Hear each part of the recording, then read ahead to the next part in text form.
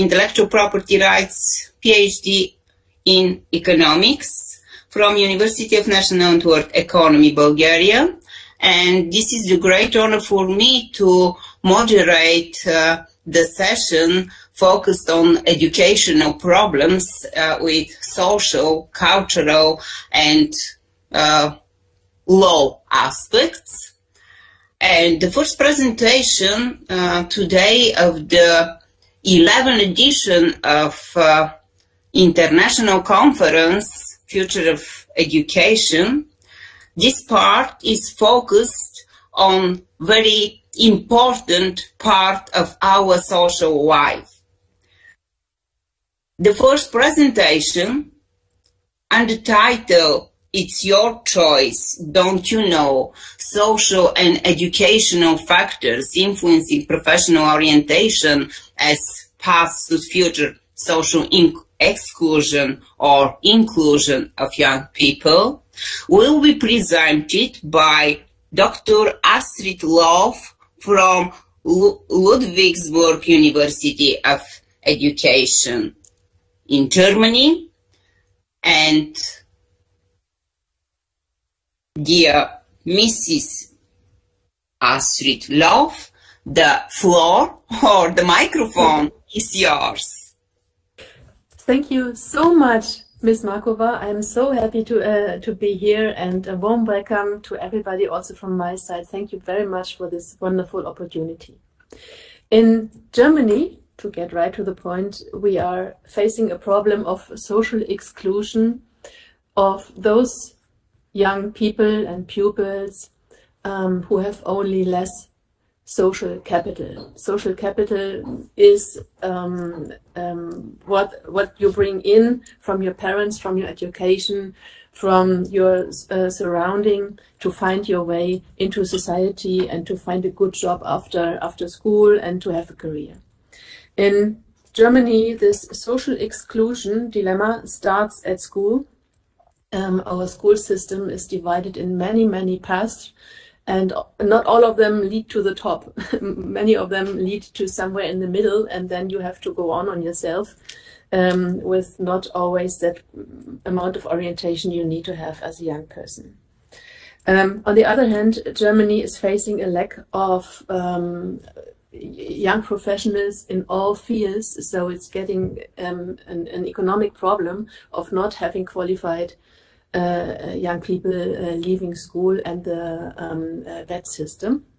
So what we were asking is, one step is that young people don't know how many professions there are at all. We found out that they try to choose about 8 or 10 professions, like a hair cutter, a mechanic for cars, and to work in a bank or for a medicine doctor, and nothing else. At the same time, we have a large amount of possible professions where they could have a choice, but they don't know it. And now we were asking, where did they get the information from? So the question was, what promotes knowledge about professions, and where does the knowledge not come from? Because everybody would expect the school to be in charge of preparing young people for their professional future as well. It's common sense that it's not only the task of the parents. It cannot be, because the parents don't know everything their own. So it's up to the schools to bring young people to a point where they have a wide choice, because they have a wide knowledge on professions and how to get into them. We expected that in the worst case, not more than 10% of the available vocational professions are known. We also had the hypothesis that the cognition, that the knowledge comes from the school subject of economic and comes from the Federal Employment Center, which is also in charge for bringing young people into professions and into jobs. So we expected those two levels to be very strong and to have a strong impact on the knowledge about professions. And since there is a lot of migration into Germany and we have young people from all countries, and since our school system is divided in the so-called gymnasium, which is the king's way to a high career, and all the other school forms on the other side, leading into confusion, and here you find the most pupils with a migration background of their own, or of at least by their parents. So all of them have a second language. They don't have only German as a mother tongue or as an education tongue. They also have their family's language learned as well. And we were asking, are they aware that there is a strength, or are they not? So we were asking pupils, many pupils, and we found out that that the important source of knowledge is reality. They walk down the street and they find the shops, the bakers, the bank, the supermarket, the haircutter, and this is where the most important experience comes from. Here they know the professions they see on the street every day. Next important thing is the parents or relatives, uncles, aunts, sisters. Many people didn't know where they know the professions from. Friends are an important source, social media are, movies are. Many of the pupils we asked were more aware about investigation or superhero jobs than on the jobs taught in our vocational system. The employment agency, economic education at school, and other school subjects. This was amazing for us. We thought it would be just vice versa. We expected economic education and the employment agency to be very important and all the others being less important, but it's like this. So here is no real professional way to come to a good conclusion or a good decision. It's just by accident what they see and what they don't see, because people living in the center of a city see different jobs from people in the countryside, and this has much more influence than the institutions like school and the employment agency. Then we were looking especially at those pupils who have a migration background, which were 81 among the ones we asked. 80 of them had a migration background and non-German language at home, so they were capable of speaking in another language as well. And we asked them, would you be willing to use the second language also in a job? And only 34 of them said, yeah, I could use it. And the same amount of pupils said, we are actively seeking for a job in need of my additional language, which is a sign that the strength within a second language for an export country like Germany is not in the awareness of the young people, and probably not in the awareness of the schools and the employment agency as well.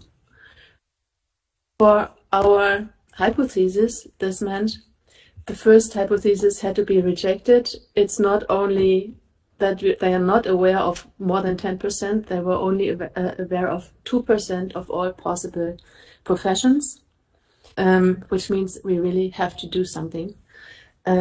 The second is economic education at school, subjects and the employment agency are absolutely not relevant for finding a profession. What is relevant is the observation outdoors, the observation within families and among friends is much more important than that. The third hypothesis, that the speaking a foreign language is considered a strength and is put as an asset into the job seeking. is still a hidden potential. It's not really aware. So this is kind of really amazing for us, because it means that the economic education in Germany has a blind spot here. They don't see that they are in charge of presenting more professions, bringing pupils closer to the professions, and then show them the variety of jobs. Maybe there's a next question, why don't they do it? Do they expect, this is what we would have to ask the teachers in the next step, do they think it's totally clear that we have 380 professions in Germany which can be learned at professional schools? And do the teachers think, well, that's clear anyway, so we don't have to tell our pupils? Or is it another reason that they don't take it into account when teaching the professional orientation subject in economic education? And it's, for Germany as an export country, a waste of power if there is so much language potential and we don't even know it, and those who have it don't know it as well, that there is a strength. Right. So this was in very short what we asked and what we found out. And if you have any questions, feel free to ask, please.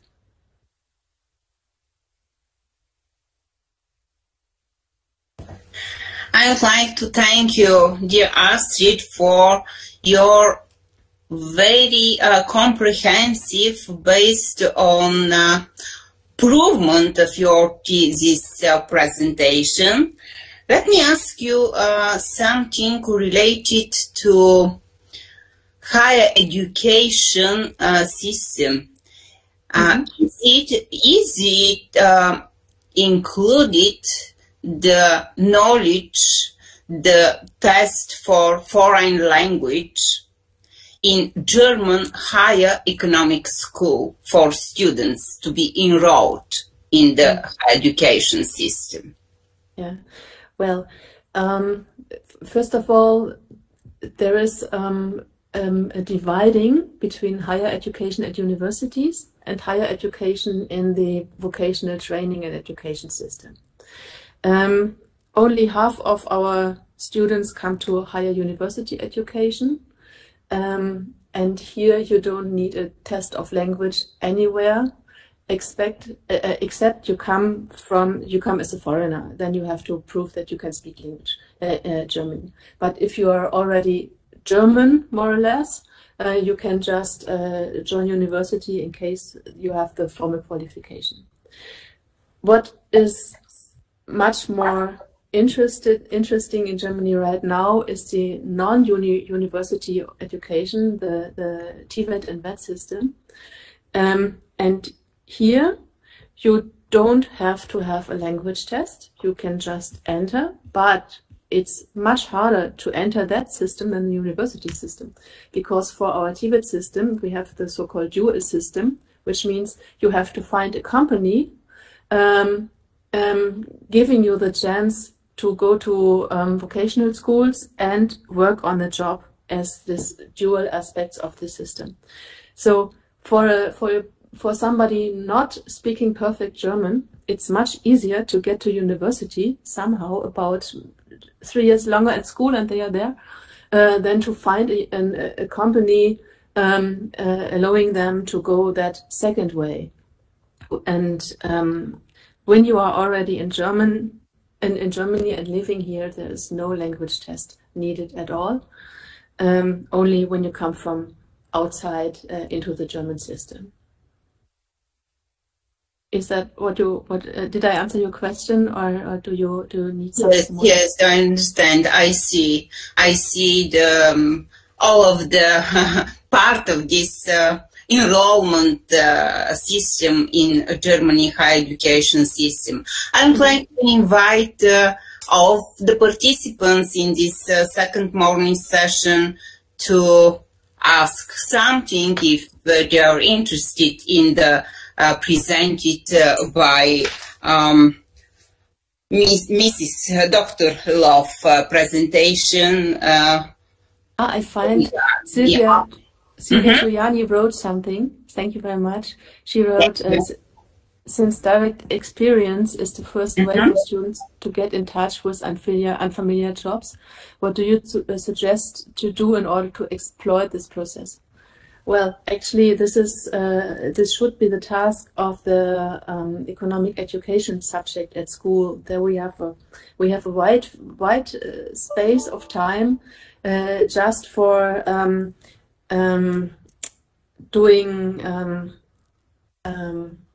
just for finding out what other jobs could be possible, and they can, as a student, they can join any company for 1 or 2 weeks and say, I work here as an apprentice for 1 or 2 weeks, or we do it as a class and make a guided apprenticeship in that way. So this would be possible, but therefore in the economic education subject, the teacher must go and say, okay, we find companies, we go there, we visit them, and whoever wants to work there for a week can do that. And of course, the company has to say, yes, please come to me. But in that case, if it's only a week or 2, companies are happy having our pupils there, because well, there is a lack of staff, of future staff. They need the young people, and when they get in touch as early as possible, it's a double good thing for both. Our pupils see what there are, what professions there are beyond haircutting and car mechanics, and the companies find if the student if the pupil would fit in or not. So this really should be emphasized in future much more. Welcome. Okay, thank you. I see in the message format that Silvia Giuliani